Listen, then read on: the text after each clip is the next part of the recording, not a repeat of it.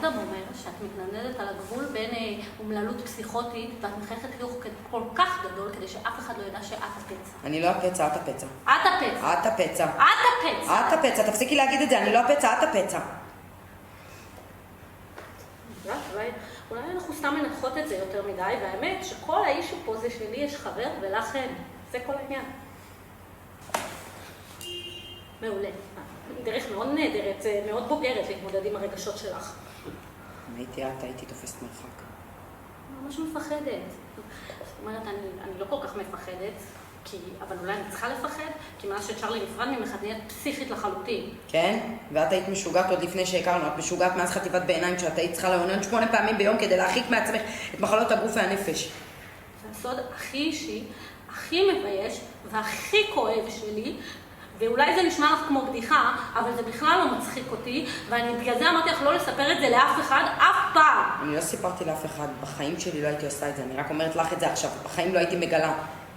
אני חברה טובה בניגוד אלייך, את חברה רעה. אז אולי זה לא אכפת לי שאני לא חברה טובה, אולי זה לא מעניין אותי, יש לי בעיות הרבה יותר גדולות בחיים. את יודעת מה? תודה, זה כל מה שהייתי צריכה לשמוע, אני סיימתי.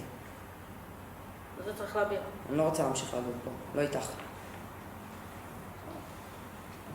בסדר, גם אני לא רוצה לגור איתך.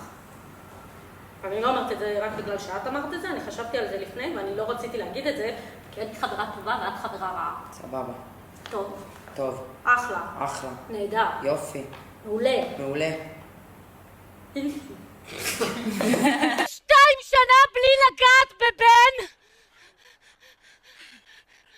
להיכנס לים עם חצאית ג'ינס, לחתוך נייר טואלט לפני שבת, ריבוע, וכל זה בשביל מה? מה נראה לך? צדיקה ורלה? לא, זה 2022 פה, חכה איזה פוסט אני אכתוב עליך.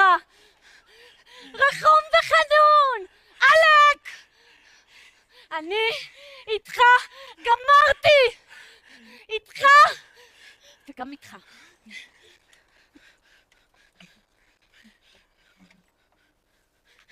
עכשיו אני מורידה טינדר.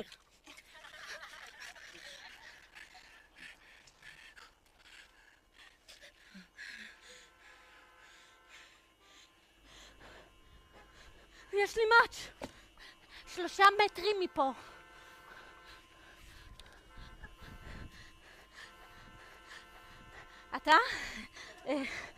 אתה הפלייבוי שיסחוף אותי